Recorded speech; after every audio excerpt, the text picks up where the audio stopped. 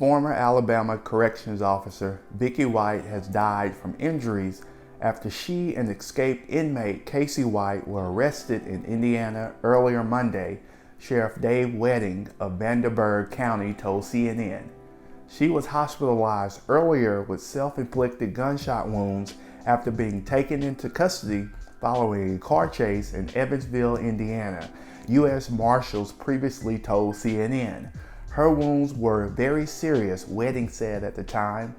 No law enforcement officers fired shots, according to Sheriff Rick Singleton of Lauderdale County, Alabama, where the pair, who are not related, fled on April 29th. Before the chase ensued, officers conducting surveillance spotted Vicky White exiting a hotel with a wig on, according to U.S. Marshal Matt Keeley. Then she and Casey White got into a car and drove away. Authorities continued to watch the pair until a vehicle pursuit began, ending when a U.S. Marshals Task Force member drove a vehicle into the Cadillac Vicky White was driving. The car wrecked and rolled over, he said. Officers were able to remove the inmate from the wrecked car, but Vicky White was pinned inside with a gunshot wound to her head, Keeley said.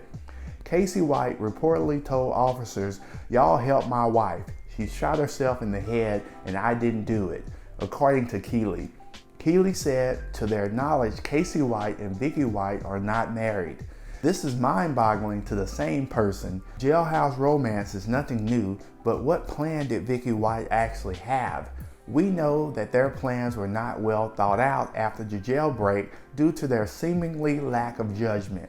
What I want to touch on is a term called hybristophilia, which is a sexual interest in and attraction to those who commit crimes.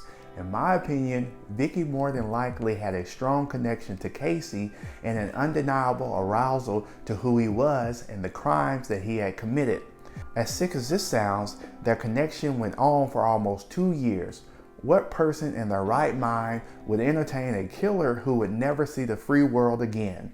In popular culture, this phenomenon is also known as Bonnie and Clyde syndrome. Many high-profile criminals, particularly those who have committed atrocious crimes, receive fan mail in prison that is sometimes amorous or sexual, presumably as a result of this phenomenon.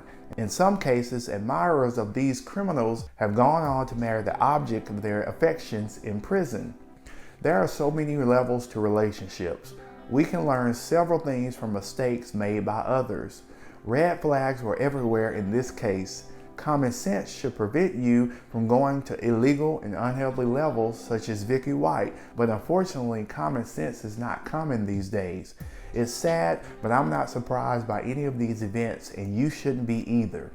We have to start examining the motives of people, but in most cases, we'll never know the real reason for someone's actions or lack thereof. I encourage each and every one of you to think about your current life, and if it's not where you want it to be mature enough to work on yourself and not make your life worse by making irrational decisions. The cycle just repeats itself when it comes to toxic relationships and unhealthy human beings.